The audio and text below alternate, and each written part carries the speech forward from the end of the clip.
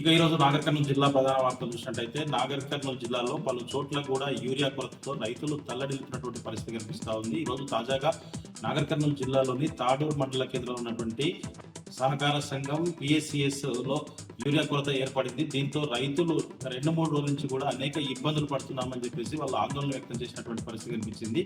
ఒక పాస్బుక్ తీసుకెళ్తే ఒక ఎకరాకు ఒకే బస్తా ఇస్తామని చెప్పేసి నిన్న పాస్ పుస్తకాలు ఇస్తే నిన్న సాయంత్రం వరకు కూడా ఇవ్వలేదని చెప్పేసి తిరిగి ఈ రోజు రావాలని చెప్పారని చెప్పేసి ఈ రోజు క్యూలో నిలబడితే మళ్ళీ మొదటి కానించి ప్రారంభించారని చెప్పేసి దీంతో మేము వ్యవసాయ పనులు చేసుకోలేక ఒకవైపు వర్షాలు పడతా ఉన్నాయి.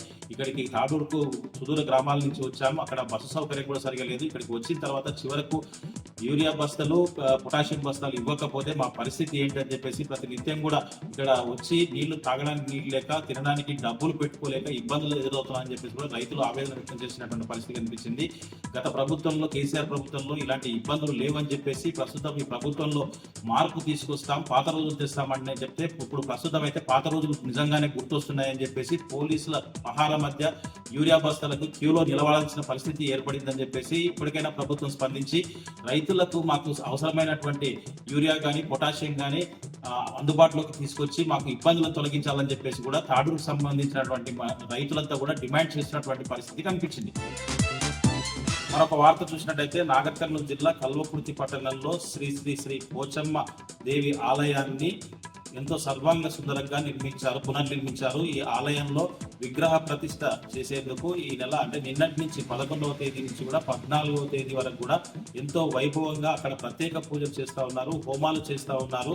నిష్ఠ నియమాలతో పూజారులంతా కూడా ప్రత్యేక పూజలు నిర్వహిస్తూ ఉన్నారు. ఈరోజు ప్రత్యేక పూజలు నిర్వహిస్తున్నటువంటి ఆలయం వద్ద పోచమ్మ విగ్రహానికి ప్రత్యేక పూజలు చేసి ఈరోజు గ్రామోత్సవంతో పాటు శోభయాత్ర కూడా నిర్వహిస్తామని చెప్పేసి కూడా ఆలయ నిర్వాహకులు చెప్తున్నటువంటి పరిస్థితి కనిపించింది.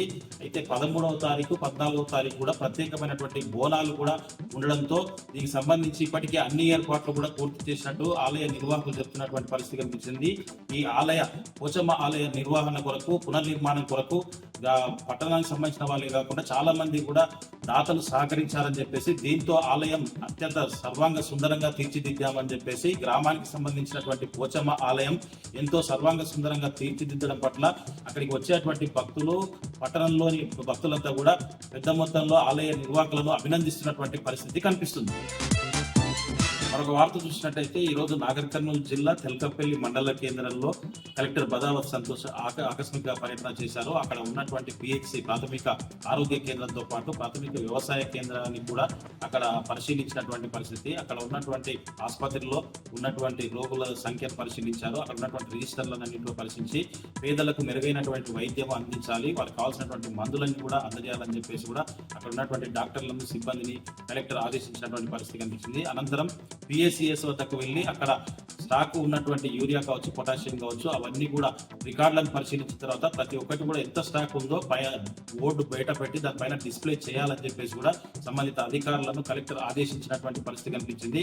యూరియా కొరత లేకుండా రైతులకు ఇబ్బందులు లేకుండా చూడాలని చెప్పేసి కూడా కలెక్టర్ బదావత్ సంతోష్ సంబంధిత అధికారులను ఆదేశించినటువంటి పరిస్థితి తెల్కపల్లిలో కనిపించింది.